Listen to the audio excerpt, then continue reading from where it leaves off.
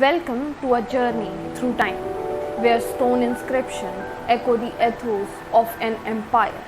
Today, we uncover the profound influence of Ashoka's rock edict on Indian architecture and history. जैसे आप अपने thoughts आजकल social media पर share करते हैं, what is right and what is wrong, वैसे ही in earlier times, social media platforms were not there, so they have their own ways of sharing their thoughts.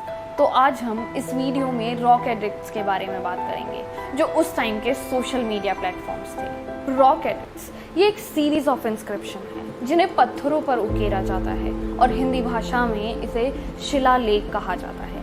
शिला का मतलब होता है पत्थर और लेख का अर्थ होता है राइटिंग। और ये rock addicts through out Indian subcontinent में मौर्यन एम्परर अशोक द्वारा बनवाए गए थे। Rock addicts are significant historical artifacts as they provide valuable insight into the administration, moral precepts and religious policy of the Mauryan Empire. Emperor Ashok Maurya साम्राज्य के एक शानदार शासक थे। He ascended the throne in 3rd century BCE.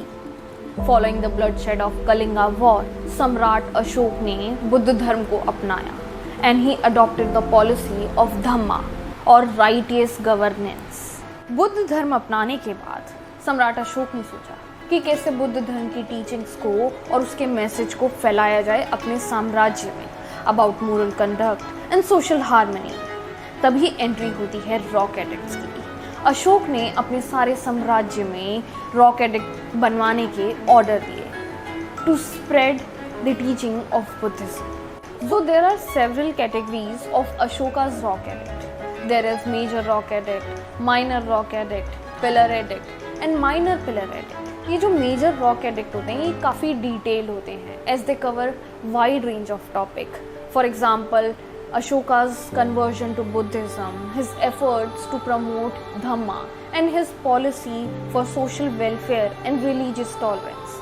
Minor edicts. Minor edicts convey the same message as major rock edict but are less detailed.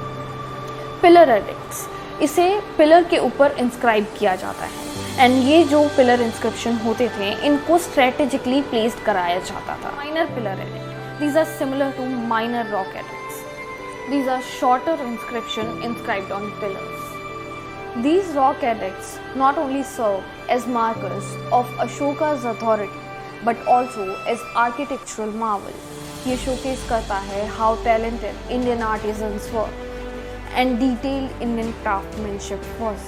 Rock and pillar edicts of Ashoka are written in various ancient Indian scripts, जैसे कि ब्राह्मी, खारोस्ती और कई inscription हमें Greek and आर्मेनिक में भी मिलते हैं and it shows the multicultural nature of the Mauryan Empire. The rock edicts were adorned with intricate carvings and inscription, जो डिस्प्ले करता है fusion of art and ideology.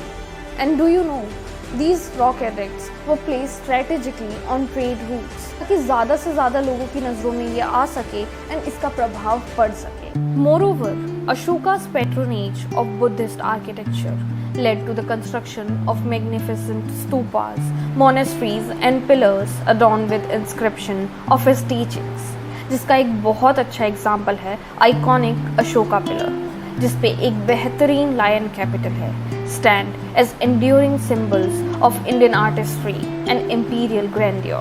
अगर हम इन रॉक एडिक्ट्स की सिग्निफिकेंस की बात करें तो ना वो केवल हमें religious tolerance and ethical governance के बारे में बताते हैं बल्कि वो हमें सोशल वेलफेयर, एनवायरमेंटल कंजर्वेशन यानी पर्यावरण संरक्षण और वेलफेयर ऑफ एनिमल्स के बारे में भी बताते हैं।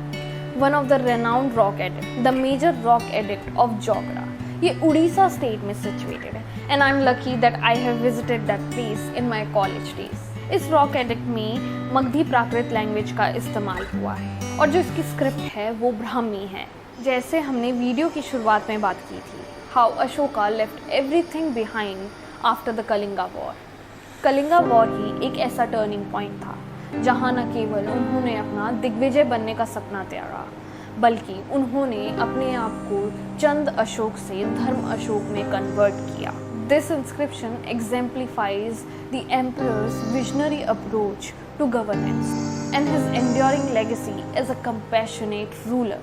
So there are 14 points inscribed in major rock edict, लेकिन जोगड़ा रॉक एडिक्ट में 11 points inscribed हैं and 2 special rock edicts are added in this Ashokan rock edict जो एड्रेस करते हैं महामात्रास को कि हायर ऑफिशियल को गुस्से का त्याग करना चाहिए एंड किसी भी व्यक्ति को बिना ट्रायल के पनिशमेंट नहीं मिलनी चाहिए। दूसरा पॉइंट है स्पेशल रॉक एडिक्ट का to show humbleness and politeness to forest regions that are unconquered. As we conclude the legacy of Ashoka's rock edict and the profound influence on Indian architecture and history, and serves as a testament to the power of ideas etched in stone. Until we meet again, may the echoes of Ashoka's wisdom resonate within us and guiding us toward a brighter future. And don't hesitate to like, share and subscribe my videos.